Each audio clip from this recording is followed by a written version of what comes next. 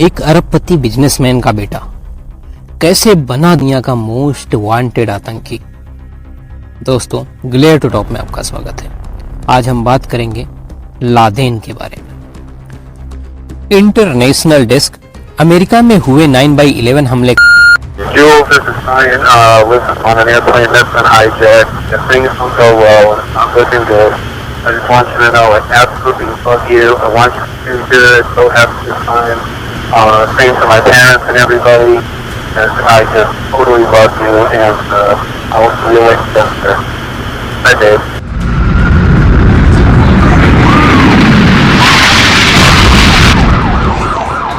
What are those people gonna do? All the elevators are blocked out. का mastermind Osama bin Laden एक businessman परिवार से था, लेकिन बाद में दुनिया का मोस्ट वांटेड आतंकी बन गया। सऊदी अरब के रईस कंस्ट्रक्शन कारोबारी के घर जन्मा लादेन की पढ़ाई के दौरान ही धार्मिक कट्टरपंथियों के संपर्क में आ गया। यहीं से उसका झुकाव आतंकवाद की ओर हुआ और 1988 में अल कायदा की स्थापना की।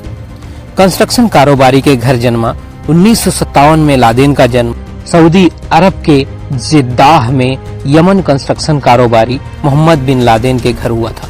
सऊदी अरब के एक धनी परिवार में 10 मार्च 1957 में पैदा हुए ओसामा बिन लादेन अमेरिका पर 9/11 के हमले के बाद दुनिया भर में चर्चा में आ गया।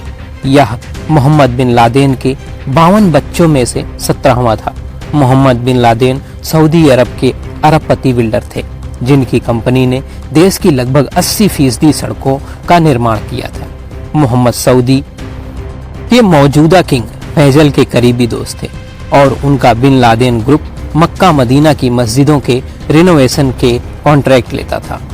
ओसामा बिन लादेन की शख्सियत की ही तरह उसके नाम का उच्चारण भी पश्चिमी जगत के लिए अबूझ रहा। कोई उसे ओसामा, कोई ओसमा, कोई उसामा तो कोई उसम्मा बिन लादेन कहता रहा। जैसा कि ओसामा ने 1998 में दिए अपने एक इंटरव्यू में कहा था, उसका जन्म सऊदी अरब के एक अमीर परिवार में हुआ था।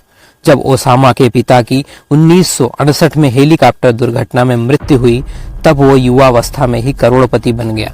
सऊदी अरब के शाह अब्दुल्लाह अजीज विश्वविद्यालय में सिविल इंजीनियरिंग की पढ़ाई के दौरान वह कट्टरपंथी इस्लामी शिक्षकों और छात्रों के संपर्क में आ गया।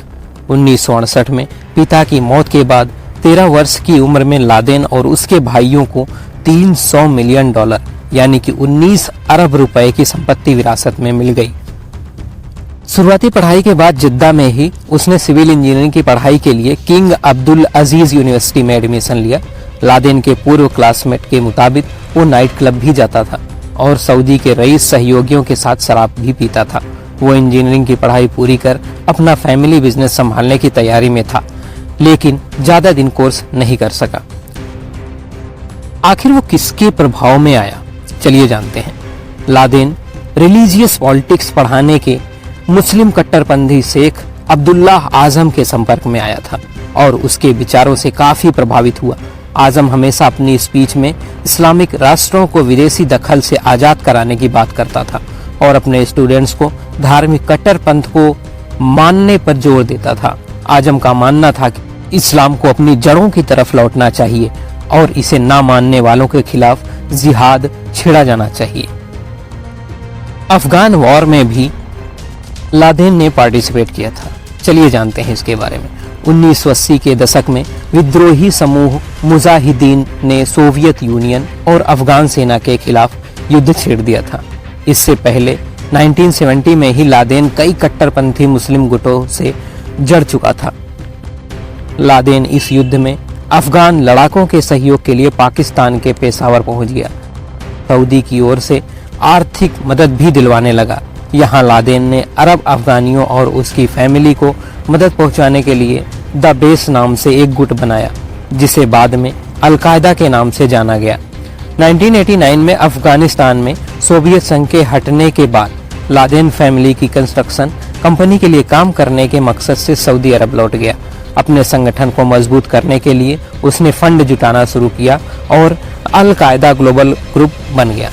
इसका हेड ऑफिस अफगानिस्तान में रहा, जबकि उसके मेंबर 35 से 60 देशों में मौजूद थे। बिन लादेन ग्रुप के वर्कर डेनियल ओमान के मुताबिक लादेन अपने भाइयों और सऊदी अरब किंगडम की ओर बहिष्कृत किया जा चुका था। चलिए जानते हैं ये आखिर मोस्ट वांटेड आतंकी कैसे बना।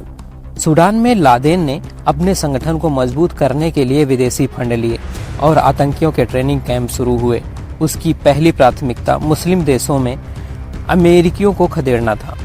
मीडिया रिपोर्ट्स के मुताबिक 1992 में अलकायदा ने पहला हमला यमन के अदेन के एक होटल में किया था, जिसमें 2 ऑस्ट्रेलियन टूरिस्ट मारे गए थे। इसके बाद 1993 में अमेरिका के वर्ल्ड ट्रेड सेंटर पर हमला किया गया।